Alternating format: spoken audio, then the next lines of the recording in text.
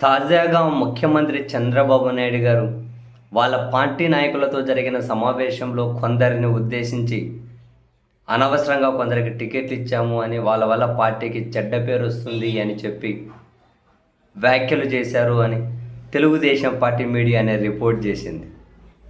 And Nara Lokesh గారు కూడా first time ఎమ్మెల్యేలు అయిన వాళ్ళు ఇంకా మంచేదో చెడేదో తెలుసుకోలేకుండా ఉన్నారు అని తాను కూడా కామెంట్స్ చేసినట్లు వాళ్ళ మీడియా అనే రిపోర్ట్ చేస్తూ వచ్చింది. అండ్ తిరువూరు ఎమ్మెల్యే కొలికపూడి శ్రీనివాసరావు గారు, విజయవాడ ఎంపీ కేశినేని చిన్ని గారు ఈ వ్యవహారంలో కూడా కొలికపూడి గారిని ఉద్దేశించే చంద్రబాబు గారి వ్యాఖ్యలు అప్పుడు అన్నారు అని చెప్పి అనుకున్నారు. తాజాగా జరుగుతున్నటువంటి చర్చ, తాజాగా వెలువడుతున్న వార్తల ప్రకారం చంద్రబాబు నాయుడు గారు సొంతంగా చేయించుకునే సర్వే S9 సర్వేలో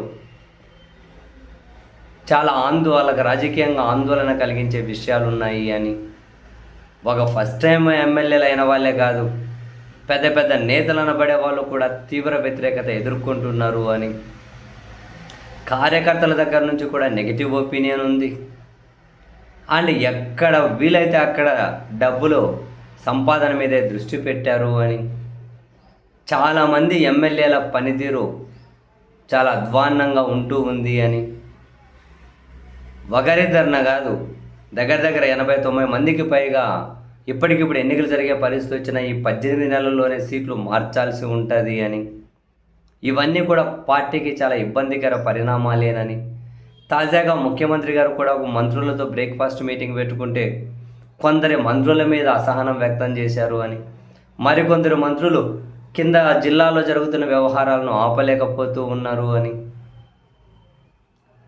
ఈ అసహనం, ఈ ఫ్రస్ట్రేషన్, ఈ కోపంలోనే చంద్రబాబు నాయుడు గారు కూడా 48 మంది ఎమ్మెల్యేలకు నోటీసులు ఇవ్వమని చెప్పారు అని, ఇకనైనా దారికి రాకపోతే రాబోయే రోజుల్లో ఆ ఎమ్మెల్యేలను పార్టీ వదిలేసుకొని వేరే వాళ్లకు అక్కడ బాధ్యతలు ఇవ్వాల్సి వస్తుంది అని చంద్రబాబు గారు కూడా సీరియస్గానే వార్నింగ్స్ ఇస్తూ ఉన్నారు అని.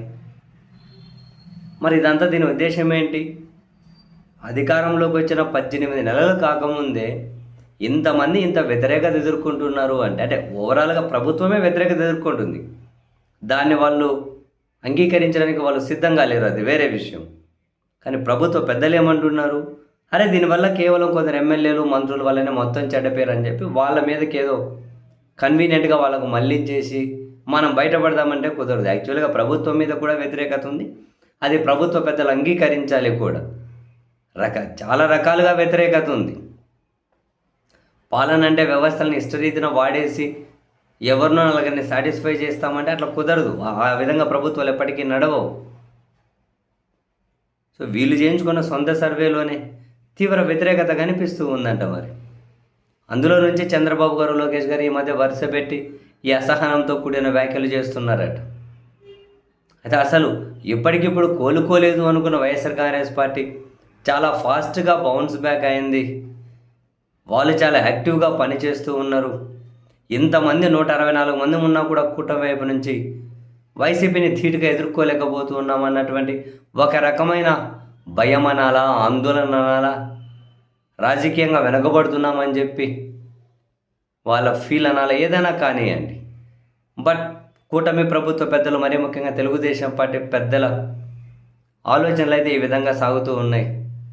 వాళ్ళ అభిప్రాయం అయితే ఇట్లా ఉంది.